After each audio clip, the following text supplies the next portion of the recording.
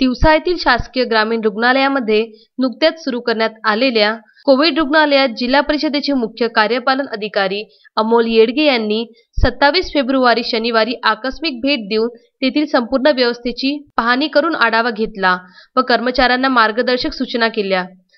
अमरावती जिल्ह्यात कोरोनाने सर्वत्र कहर केला असून ग्रामीण भागात सुद्धा कोरोना बाधित रुग्णांची संख्या वाढत चालली आहे। त्यामुळे कोरोना रुग्णांना तालुक्यात उपचार घेता यावा यासाठी सुरक्षिततेच्या दृष्टीने तिवसा ग्रामीण रुग्णालयातील सुसज्ज अशा इमारतीत 27 फेब्रुवारी पासून सुरुवात करण्यात आलेल्या कोविड रुग्णाला जिल्हा परिषदेचे मुख्य कार्यपालन अधिकारी अमोल येडगे व जिल्हा आरोग्य अधिकारी सुरेश रनमले यांनी अचानक भेट दिली।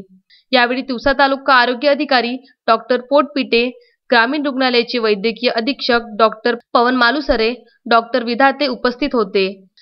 अमोल येडगे यांनी यावेळी कोविड हॉस्पिटलमध्ये बेडची, तेथील स्टाफची, रुग्णांची व उपचारांबाबत इत्थंभूत माहिती जाणून घेऊ, रुग्णांच्या उपचाराबाबत आवश्यक ती काळजी घेण्याचा व त्यासाठी कुठलीही कमतरता न ठेवण्याच्या महत्त्वपूर्ण सूचना व मार्गदर्शन उपस्थित सर्व आरोग्य यंत्रणेला दिल्या। रामचंद्र मुंदाने, विदर्भ न्यूज, तिवसा।